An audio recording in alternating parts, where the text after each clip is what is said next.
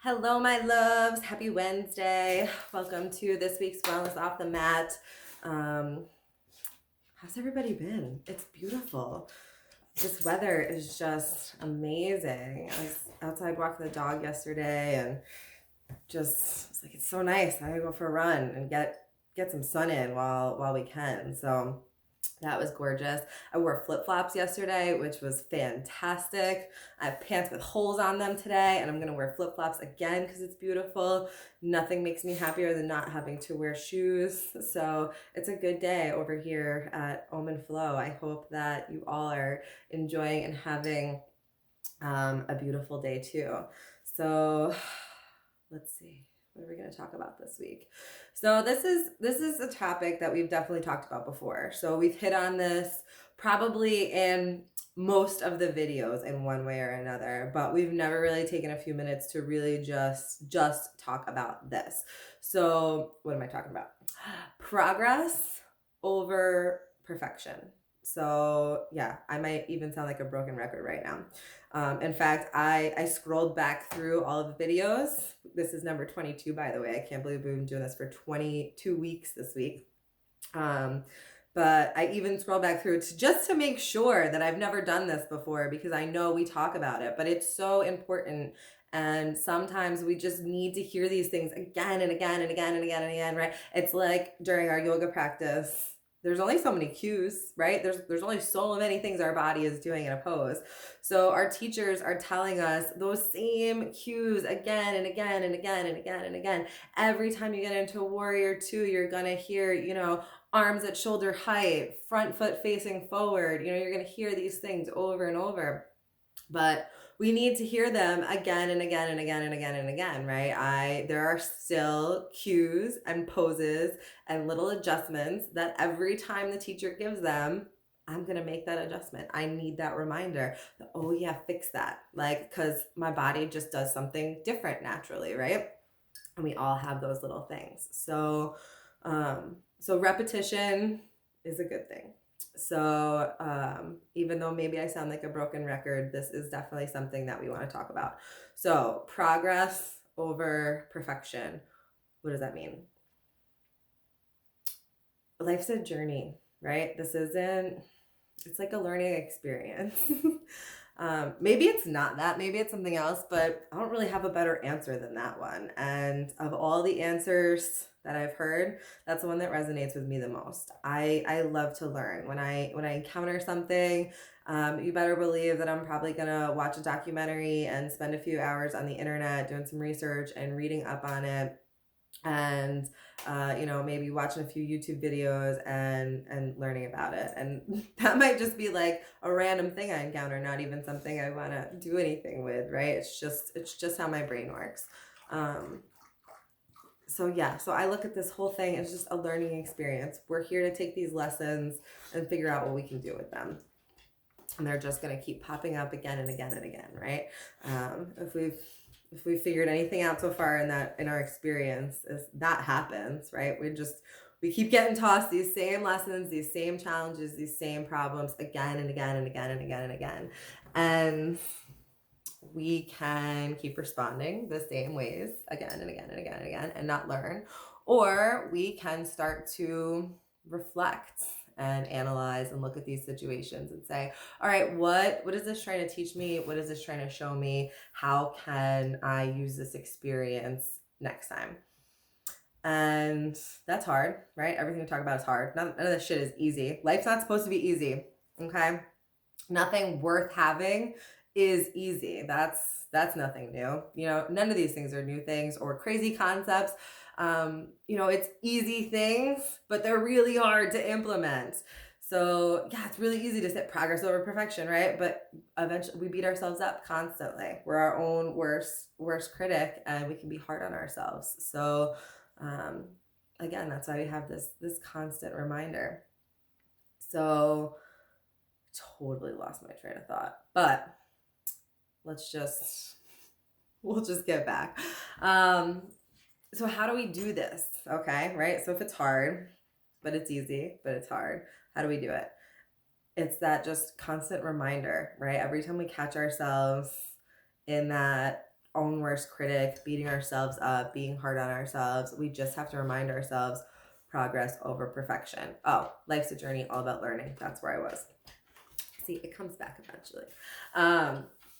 So at a certain point, what this means is we have to kind of dive into things. So once we start to practice this mentality and we get a little better at it and a little bit more comfortable with the idea of failing, right? Because if we're practicing progress over perfection, that means that somewhere along the lines, we didn't do something perfect. We maybe failed, whether temporary failure or, some things just flop, right? And we have to toss it and move on to the next idea. So embracing this concept of progress over perfection, the hard part is accepting the failure that comes with that. So that's kind of where that secret is, right? So it's easy to say it, it's easy to think it, but the hard part is that it means we have to accept occasional failure. And that's the kicker right there, because nobody wants to fail, right? We want to succeed. We're surrounded by success. If you scroll Instagram or Facebook or whatever social media that you prefer to use, you're bombarded with other people's success, right? Nobody posts about failure. We post about our wins, and you're following somebody that's got, if you've got 100 followers, they've got 500 followers. If you've got 500, they've got 1,000. If you've got 1,000, they've got 10,000, and on and on and on and on, and 1,000,000 followers, So like, there's just always gonna be this success that we can chase, and this bombardment of wins from other people. So the concept and the idea of failing and having failure in our lives is not one that we're generally told is okay. And that's why this is so freaking hard to do, because we don't embrace that, but we need to, because it's okay to fail. And all those successes that you're surrounded by are stacked on top of 1,000,000 failures, right? That these people are not posting and not sharing. That account that has 1,000,000 followers, they might have made 10 Instagram accounts before that never got more than 100, right? Until they just found their thing. There's this idea that I love that, like, you never know when you're right there, right? You never know when your next step is the one that's gonna snap it all into place. So we can't give up. And that is where this idea of progress over perfection can keep us moving, because we accept that those failures are gonna happen. And we accept that when they come, there's a lesson to learn. So why did this fail? Why didn't it work? Is it because my heart wasn't in it? Maybe this just wasn't the thing for me, and that's why it failed. How do I pivot? Where do I need to go to find that alignment so that my heart can be in it? Did it fail because I needed help and I didn't get the right help? We have to sometimes remember that we can't do it all, right? When I started my business and I really decided that this was something I was going to go all in on, I had to accept that I was going to have to invest in myself, and I was going to have to spend some money and hire some people sometimes to do the things that I couldn't do. Because I can't do it all as good as other people. And I needed to take that chance on myself that I was worth it. So, maybe that's why you failed. So what are the different lessons that we can pull out of these things? Maybe it just wasn't the right time, right? Just not the right thing. We just need to keep pushing until it works, until that spark happens. Because we never know when that next step is. So all of these mindset shifts open up all of these doors now, because if you live right in this land of everything has to be perfect, I can't do it if I don't have all the answers, I'm not ready, right? We're limiting ourselves. And I am 100% speaking to you guys from experience, right? I have do this to myself all the time. I did it during quarantine. I psyched myself out of making sourdough bread because I started a starter, right? I got on the sourdough train like everybody else, and I made a starter, and I was like, all right, I'm gonna make some sourdough bread. And the starter was getting going. I was like, all right, yeah, the starter's going. I make some sourdough bread. And I was like, oh, maybe I could like sell a few loaves of sourdough bread. That'd be cool. Yeah, no, I sell some loaves. Well, I only have one bread pan. I'm gonna need to buy some more bread pans if I'm gonna sell sourdough bread. And I'm gonna need and all of a sudden, like, because my brain is crazy, I spun myself out and created a whole business that then failed, all in my head.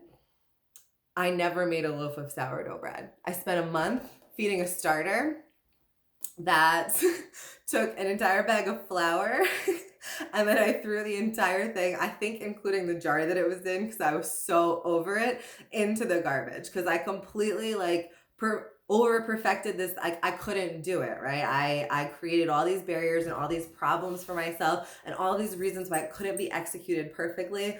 When I started it, all I wanted to do was make a loaf of sourdough bread. I never made bread. So, you know, I'm right there with you guys, right? I'm not preaching from above. I am guilty. So I never got my sourdough bread. I closed the door. I eliminated that option for myself. I limited my life. It was just bread. But we do this in bigger ways, right? And we limit ourselves and close doors to things that maybe are really amazing because at the end of the day, it's scary. And that's hard, but it's also kind of lame if you think about it, right? To just be scared. That's the reason. Sometimes we can think of a lot of other reasons and we can put a lot of names on it. We can say, you know, we don't have the money, we don't have the time, we don't have the this, we don't have that. But those are all details. It figures out. It really does. You make it work. You find a way. And at the heart of it is really just coming down to allowing yourself the freedom to fail, to try something, to look at life as a journey instead of a checklist of things that need to be executed perfectly and properly. Let yourself mess up. Let yourself explore. Experiment, try things. Some will be wins, some will be fails. And let's all do ourselves a favor and start talking about more of the failures so that we can all remember that it's okay and that we don't only have to win. And that sometimes, honestly, some of my biggest successes in hindsight are the shit that didn't work out because I took so much from the experience. Some of my favorite moments, experiences, relationships, whether they're friendships, families, romantic, otherwise, just favorite moments in life are things that really didn't go as planned. So embrace it. Embrace the bumps along the way. Maybe that's where all the beautiful stuff is anyway. So that's it for my rambling. I hope it makes sense. Sometimes I worry. But you guys, I'm going to jump off. Have a beautiful rest of your week. I think I held that coffee cup the whole time and never took a sip of it. Have a beautiful rest of your week. Enjoy this gorgeous, gorgeous weather while it lasts. Hopefully Mother Nature doesn't give us too much of a kick in the ass with one more dose of winter. But that's it. So yes, fail.